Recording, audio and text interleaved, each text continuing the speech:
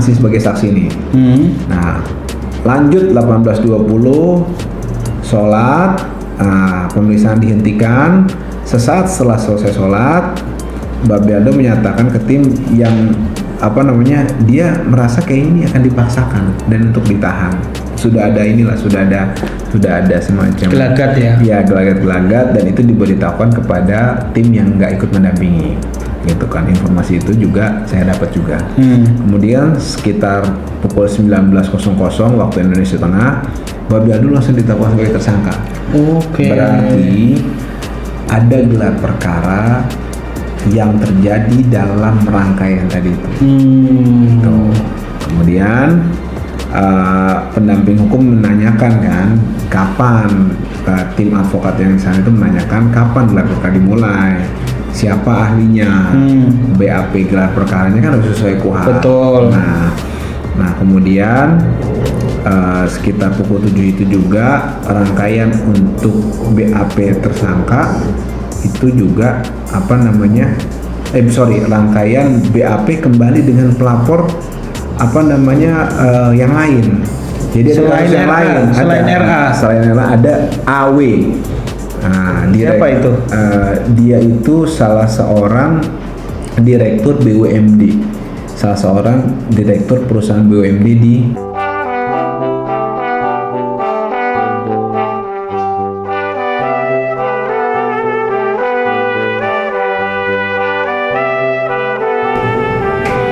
Assalamualaikum warahmatullahi wabarakatuh. Teman-teman semua dari berbagai channel, pada malam hari ini kita bersama dengan salah seorang pengacaranya Babe Aldo yang hari ini ditahan di Polda Kalsel, yaitu Bang Aziz Yanuar. Assalamualaikum warahmatullahi wabarakatuh. Bang Aziz Yanuar. Ya Bang Aziz, kita kemarin dapat info terkait Babe Aldo yang di dalam berita itu difoto menggunakan baju berwarna oranye, dan kabar berikutnya adalah Babe Aldo sudah ditahan sampai dengan hari ini belum keluar. Nah, gimana itu Bang? Kronologinya kok bisa tiba-tiba ada kabar begitu Bang?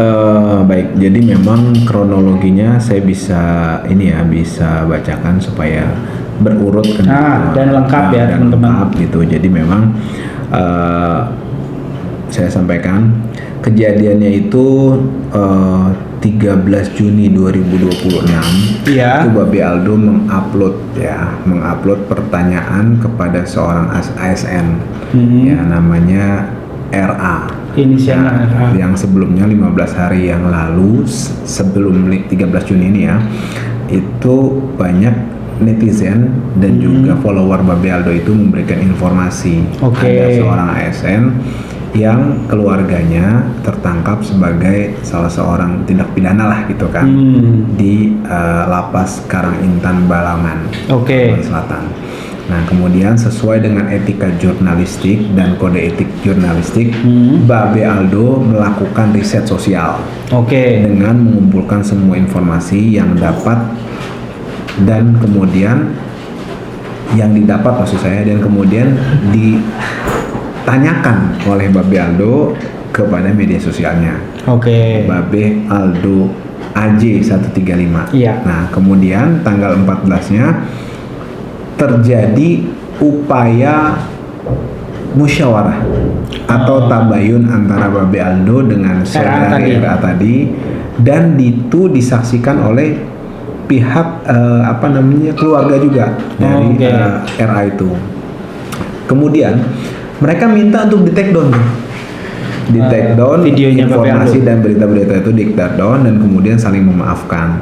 Nah, Babe Aldo menyanggupi tapi tidak langsung karena khawatir nanti integritas Babe Aldo runtuh karena memang kok gampang banget nih gitu kan, seperti itu kurang lebih. Nah, di situ juga yang menarik menurut keterangan Babe Aldo ada upaya untuk memberikan sejumlah materi gitu, tapi sama Babe Aldo ditolak kepada Babe Aldo. Dari saudara ini? Ya, dari keluarganya lah intinya. Tapi menurut keterangan Babe Aldo, ini keterangan beliau ya. Nah, kemudian tanggal 19 Juni 2026,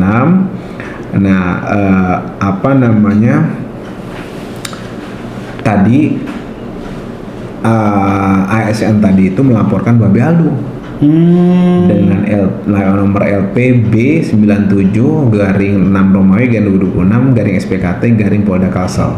Meskipun kalau 19 ke 14 berarti 5 hari ya. 5 hari sebelumnya tuh sudah ada upaya tabayun dan juga perdamaian, saling memaafkan begitu.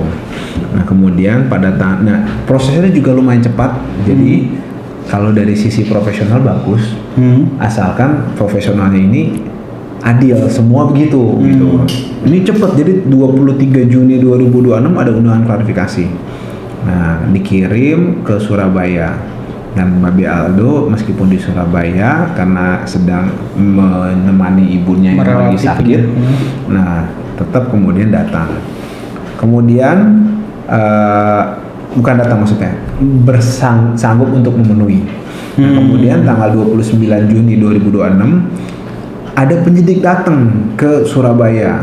Babe Aldo menunjukkan bagaimana konten tersebut adalah bagian dari investigasi jurnalistik dan juga udah ada tabayun serta memperlihatkan identitas pers dan surat tugas sebagai jurnalis. Dan itu dicatat klarifikasi itu oleh pihak penyidik waktu itu. Nah kemudian dari tanggal 23, 7 hari kemudian, 7 atau 8 ya, tanggal 1 Juli 2026 ada dari lidik itu naik ke sidik. Tetap naik gitu, naik ke sidik, dimulai proses pro justisia gitu. Tanggal 3 Juli 2026 surat panggilan saksi keluar pertama. Tapi karena Babe Aldo sedang di luar Banjarmasin, kemudian tidak dapat memenuhi, diundur ke tanggal 22. Pemberitahuan ini dikirimkan resmi. Kemudian tanggal 10 Juli 2026 permohonan Babe Aldo disetujui, panggilan kedua diterbitkan tanggal 22 Juli. Lalu Babe diskusi dengan beberapa rekan termasuk saya. Nah kemudian tanggal 22 Juli itu datanglah Babe Aldo bersama tim pengacaranya yang memang dari Banjarmasin ada di situ. Nah jadi ada juga pimpinan redaksinya dari tempat Babe Aldo namanya saudara Ferry ya, ada rekannya juga saudara Agus dan juga ada tim pengacara, ada Mas Gunawan, Ihsan serta ada paralegal yang mendampingi ya. Ya, kemudian itu mulai jam 10 waktu Indonesia Tengah. Malam 10 pagi. Nah, 10 pagi. Nah, kemudian 10.20 diterima oleh penyidik. Nah, kemudian setelah itu Babe Aldo diperiksa mulai 10.35. Mau 35 sekitar pukul 12 pemeriksaan dihentikan untuk isoma. Kemudian cuma 10 menit 12.10 pemeriksaan kembali dilanjutkan. Kemudian pukul 14 kuasa hukum yang mendampingi mengajukan permohonan supaya ya beberapa saksi diperiksa. Gitu. Selain Babe Aldo. Iya.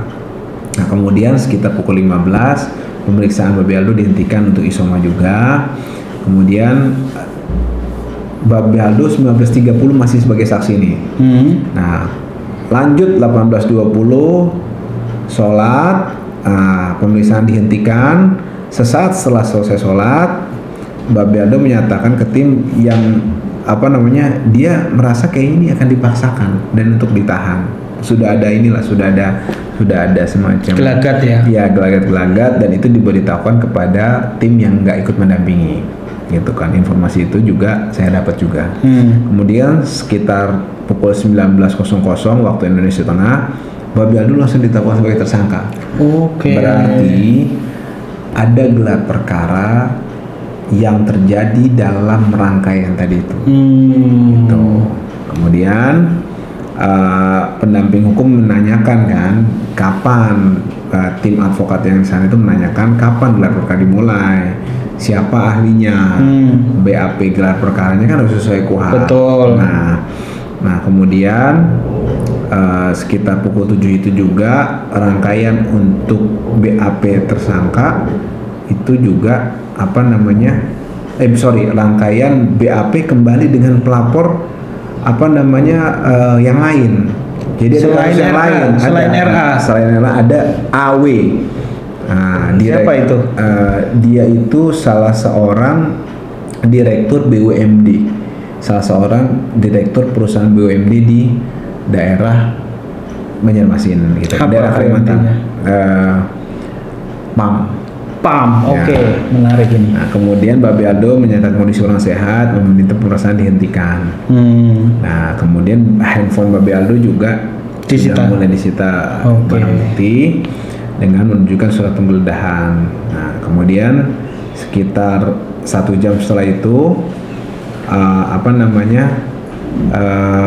pemeriksaan lanjut lagi yang tadi, yang kedua tadi. soal yang pertama. Oh, yang RA. Yang RA. Nah, kemudian atas penetapan tersangka itu Babe Aldo sekitar pukul 9 dibawa ke rumah sakit untuk kemudian dicek kesehatan. Ini kan biasa kan mau ditahan seperti itu. Nah, kemudian sekitar setengah jam dititip di tahanan Polda Kalsel di Tahti. Dan yang terlalu berlebihan sekitar pukul setengah 10 itu ada istri dan anak yang datang mau menjenguk tapi tidak diberikan kesempatan itu untuk hal tersebut. Ini menurut saya hal yang pelanggaran HAM ya.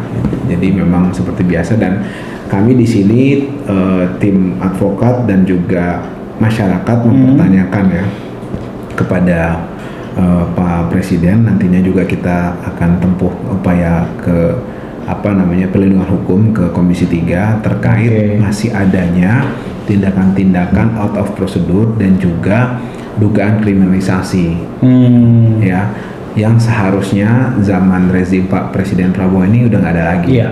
Gitu loh, udah tidak ada lagi tuh model-model kewenangan yang digunakan secara sewenang-wenang tuh sebenarnya udah nggak ada lagi harusnya. Nah, ini menurut saya harus ini, apalagi Babe Aldo ini bukan seorang koruptor, bukan seorang gembong narkoba yang merugikan masyarakat dan bangsa negara secara luar biasa. Yang dia lakukan itu mengungkap sesuatu yang memang seharusnya dilindungi oleh undang-undang pers. Mengungkap sesuatu yang positif yang berguna bagi masyarakat, bukan malah diperlakukan seperti maling ayam dan juga koruptor ini. Bang, tadi kan kalau kita dengarkan keterangan Abang tadi ada 2 ya, berarti 2 laporan yang kemudian sebagai landasan untuk menahan Babe Aldo. Yang pertama RA, yang kedua yang pertama yang jadi landasan gitu. ya. Kalau yang kedua tadi? Kalau yang kedua itu belum sempat diperiksa selanjutnya. Itu. belum sempat dilanjutkan sampai pemeriksaan berarti. Saat itu karena memang Babe Aldo kondisi kurang sehat sehingga tidak diakomodir oleh penyidik seperti itu. Gimana? Berarti undang-undang ITE yang digunakan untuk undang-undang ITE pasal 32 dan 35 biasa, pasal kriminalisasi. Pasal karet ya, dari zaman dulu masih sampai sekarang. Iya. Bang, tadi sempat disinggung juga katanya mau kalau yang saya tambahkan.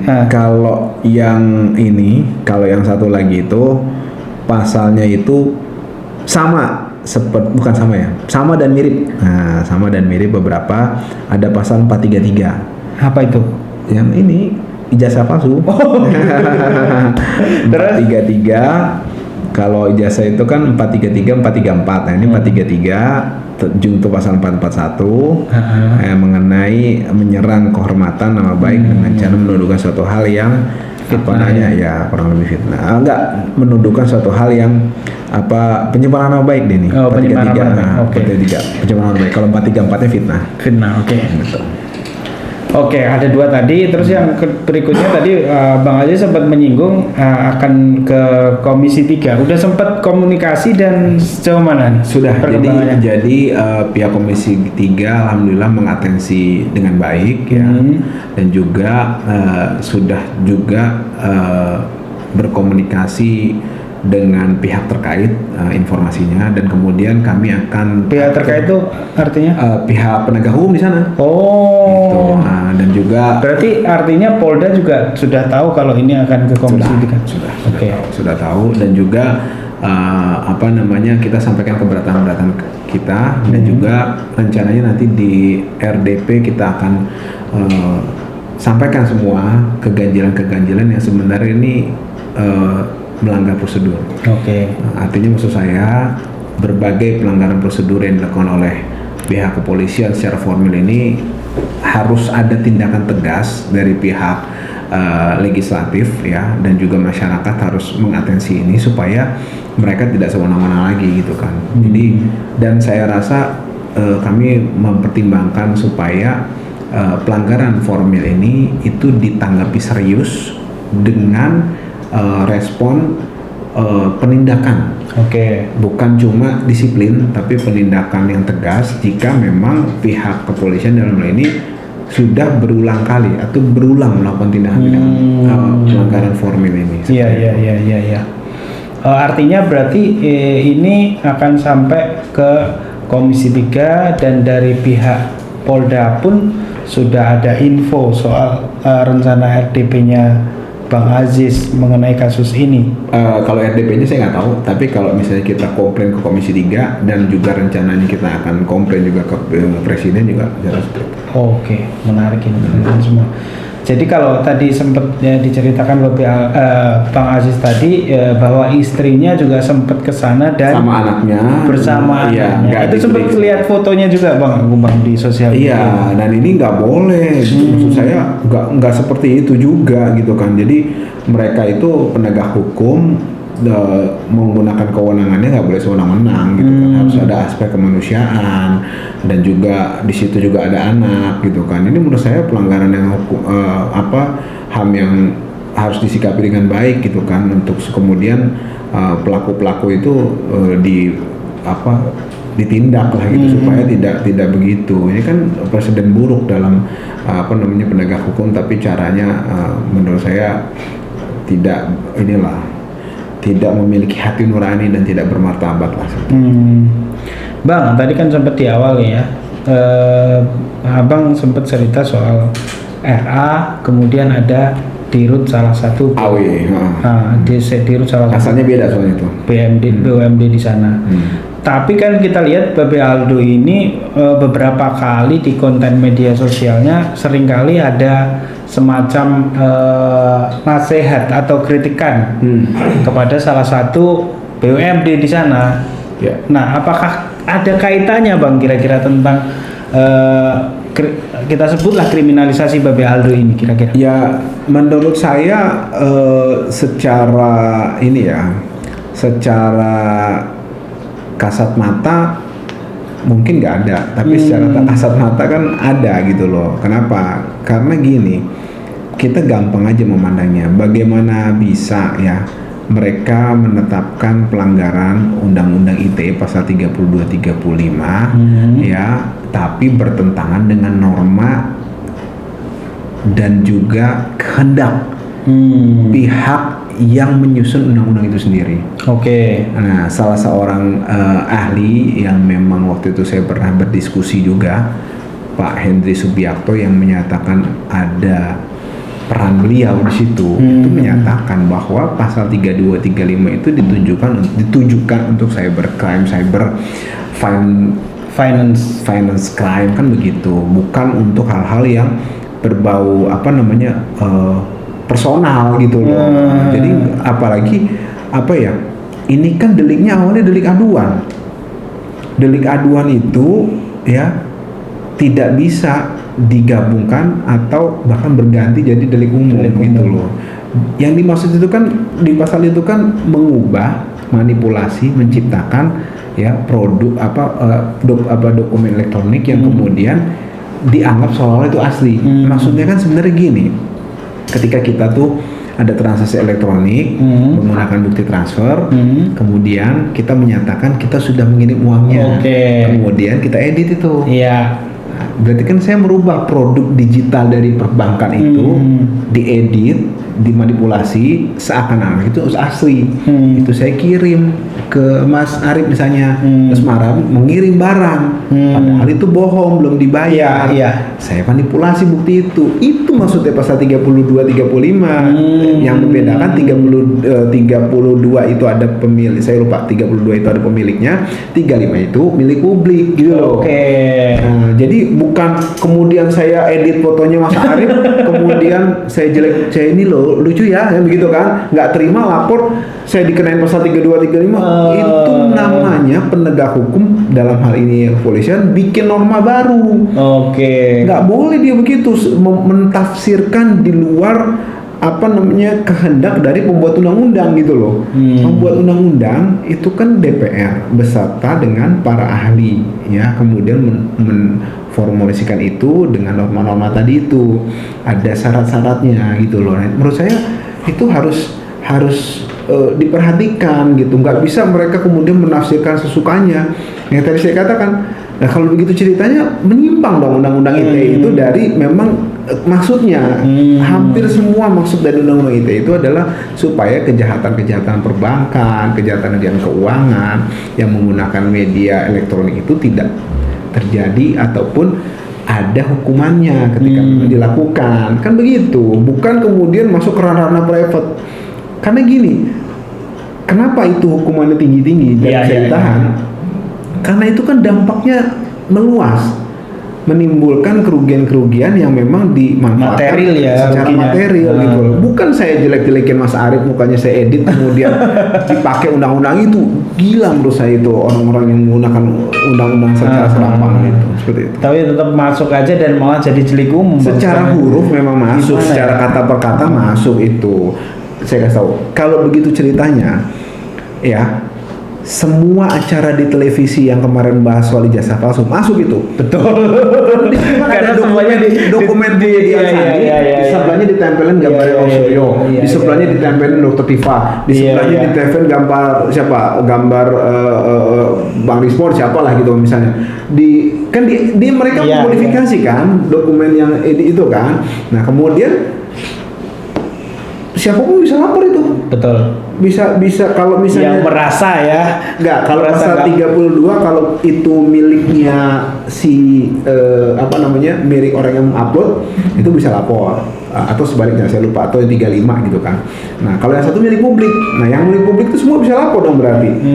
Kalau memang digunakan secara serampangan. Tapi kan nggak bisa begitu. Dan juga jangan lupa Babe Aldo di sini menjalankan perannya dia sebagai insan pers. Nah, artinya ada lex derogat speciali kan dari undang-undang pers. Lagi-lagi ketentuan atau norma tadi ditabrak juga oleh polisi maunya seenaknya gitu. Itu yang kita protes keras kepada pihak DPR supaya menindak nih. Sebagai wakil rakyat ini harus ditindak nih. Penegak hukum yang serampangan begini. Menarik ya. Tapi ngomong-ngomong Bang, ini sudah sampai ke IP belum sih? Kasusnya Habib? Sampai. Terus apa komennya beliau? Ya Habib memerintahkan untuk diambil langkah-langkah apapun yang diperlukan untuk kemudian membebaskan Babe Aldo dari upaya kriminalisasi pihak-pihak yang memang berniat jahat untuk hal tersebut. Oke, ada pesan khusus gak? Kan biasanya ada timnya, terus siapa yang ditunjuk PJ-nya, ada kayak gitu dari IB? Ya Habib menunjuk advokat dari Persaudaraan Islam untuk membantu maksimal. Oke, gak ada pesan khusus nih, harus ada gerakan ke sana gitu, gak ada Bang? Ya kita kan menghormati proses yang memang secara administrasi terjadi dulu. Seperti tadi kita sudah memaksimalkan untuk ada RDP atau audiensi dengan Komisi 3 gitu kan, supaya hal ini nih bukan cuma Babe Aldo seorang, kemudian insan-insan pers harus dilindungi, kebebasan berpendapat juga harus dilindungi, penggunaan undang-undang ITE juga harus sesuai dengan norma yang dimaksud, bukan serampangan undang-undang dipakai untuk mengantisipasi dan untuk menindak tindakan pelanggaran hukum yang menggunakan dokumentasi elektronik untuk tindak pidana gitu kan, ekonomi gitu kan maksudnya kan. Nah, ini malah digunakan untuk yang hal-hal remeh-temeh seperti ngedit foto dilaporkan. Konyol menurut saya. Ini sama aja menggunakan apa namanya apa ya, menggunakan drone yang jangkauannya berapa ribu kilometer untuk nangkapin ikan. Jadi kita nangkap ikan tuh cuma pakai drone gitu kan. Pakai sesuatu yang lebih saya remeh banget gitu loh, dan terlalu konyol menurut saya kalau misalnya kita mau bedah lebih lanjut ini gitu kan. Nangkap ikan ya seyogyanya pakai pancing, pakai joran, serokan. Iya, jangan pakai drone yang harusnya dipakai buat perang gitu kan, yang buat nyerang ke pangkalan militer Amerika gitu kan, dipakai buat ini, konyol, salah penggunaan gitu kan, seperti itu. Bang, ini kan sudah sampai, ini agak lompat sedikit nggak apa ya? Ini kan sudah sampai pada tahap penahanan. Artinya masih ada memungkinkan nggak Bang? Kan ada juga petisi untuk mengeluarkan Babe Aldo lah dari situ, kan udah ditandatangani 250 lebih tokoh kalau tidak salah yang beredar juga di media sosial. Nah, kira-kira masih ada peluang untuk dibebaskan dari tahanan atau nanti sampai pada persidangan nih Bang, kalau melihat kasusnya? Ini dalam pendapat saya, kalau kasusnya benar-benar murni kasus pidana, tidak ada intervensi dari pihak manapun, nggak mungkin kejadian. Jadi ini pasti ada tekanan yang tidak terlihat, ada invisible hand di sini. Dan tentu saja invisible hand ini bisa dengan seenaknya untuk kemudian menganulir ini, kan begitu. Maksud saya,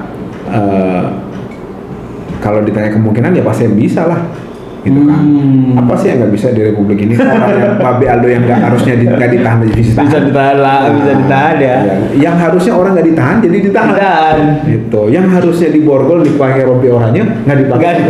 Sylvester Matutina dong. Sylvester Matutina. Ditangkap kan begitu kan. Iya. Yang harusnya kemarin diborgol sama dipakai rompi nggak dipakai.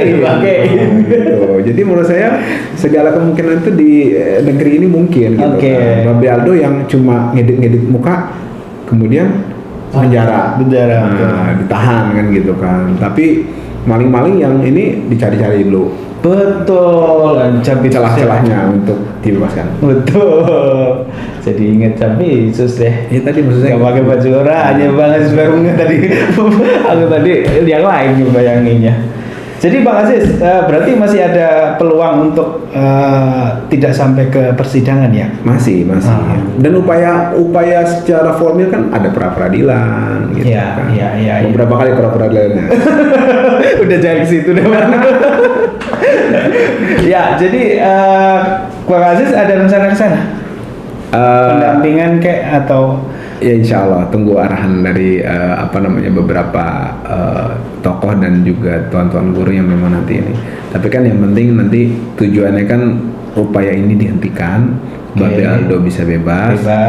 Itu dulu yang pertama. Kemudian kasusnya ini tidak dilanjutkan karena memang nggak perlu juga sih menurut saya. Karena bukan pada tempatnya juga. Gitu. Babe Aldo mengeluarkan pendapat, seharusnya pendapat itu dilawan dengan klarifikasi, gitu kan, kemudian diselesaikan musyawarah. Terlalu buang-buang energi menurut saya institusi sebesar kepolisian untuk ngurusin hal yang menurut saya tidak jadi prioritas seharusnya kan, karena memang itu kan banyak yang lebih prioritas lainnya kan, apalagi di Kalsel itu kan ada tambang betul, blackout.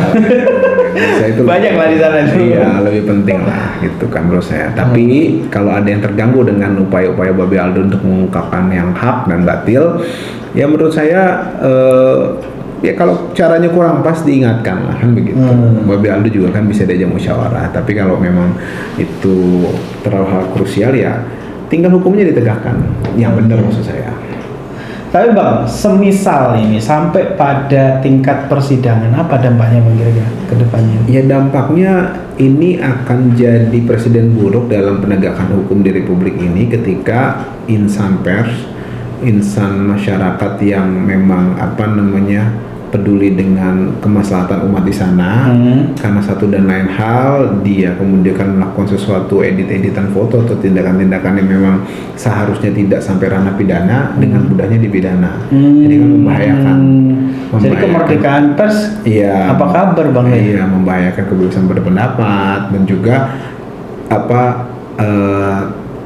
sistem check and balance yang natural di masyarakat itu jadi berkurang. Dan harusnya kan polisi senang ketika ada masyarakat yang kritis ini membantu penegakan hukum yang Betul. baik gitu loh, bukan Betul. malah jerumuskan ke Kriminalisasi. tindak pidana yang seharusnya tidak ditumpahkan pada dia gitu. Oke, sekarang lebih ke arah personal, Bang. Jadi kalau dari informasi Bang Aziz, kan tadi disebutkan anak istrinya nggak bisa ketemu dengan Bapak Aldo sampai sejauh ini ya. Ya. Setelah beberapa hari ini ada informasi terakhir nggak sudah? Saya belum tahu detail lagi ya, ada informasi apa soal hal negatif tadi. Tapi yang setahu saya itu 21.35 waktu Indonesia Tengah saat itu menjelang malam juga akhirnya mereka nggak bisa ketemu, intinya begitu. Jadi kan menurut saya hal yang tadi Mas Arif lihat dokumentasi fotonya juga kan, itu menurut saya hal yang nggak pantas lah seperti itu. Ini terakhir nih Bang, kalau sebenarnya secara prosedur hukum tadi Abang sudah jelaskan kalau ini sebenarnya tidak seharusnya undang-undang ini ditetapkan kepada Babe Aldo, diterapkan kepada Babe Aldo. Namun kan kita lihat banyak selain Babe Aldo juga yang menggunakan pasal ini dan tetap berjalan ya. Ada beberapa lah, kita bisa ambil contoh ya, misalnya ya entah nyambung entah enggak ya, kayak misalnya soal Edi Mulyadi, soal Gus Nur, soal Bambang Tri, dan banyak contoh-contoh yang lain tetap jalan gitu Bang. Jadi kalau Gus Nur dan Bambang Tri, saya sedikit ini, itu mereka itu karena keonaran. Berita bohong yang menimbulkan keonaran waktu itu, kenanya mereka itu. Nah, iya deh, si Bang Edi juga keonaran juga sih. Ya, jadi sebenarnya ini sebenarnya menurut saya penggunaan pasal 3235 ini, seingat saya untuk kasus-kasus high profile itu dimulai dari kasus jasa palsu. Itu digunakan sehingga mereka pihak penyidik ini kebiasaan mentransformasikan hal yang nggak benar ini sehingga jadi biasa gitu loh. Dan menurut saya hal yang harus dihentikan. Ini salah satu bahan kita juga. Kalau perlu nanti kita judicial review tuh undang-undang itu. Itu dia. Karena tapi gini problemnya Mas Arif, bukan di undang-undangnya sebenarnya, karena udah jelas sih penegakan hukumnya ya berarti. Menurut saya penegakan keliru, dia normanya itu salah gitu loh menerapkannya. Maksudnya undang-undang itu bukan seperti itu. Kan itu cerita. Kalau begini apa iya undang-undang itu diciptakan untuk ini? Pasal itu 3235. Kan enggak. Ada unsur penipuan tadi di situ kan. Ada unsur penipuan, kerugian materi, bukan karena like and dislike kemudian orang kemudian dengan gampangnya dipidana menggunakan hal yang tidak seharusnya tadi. Ada undang-undang ITE.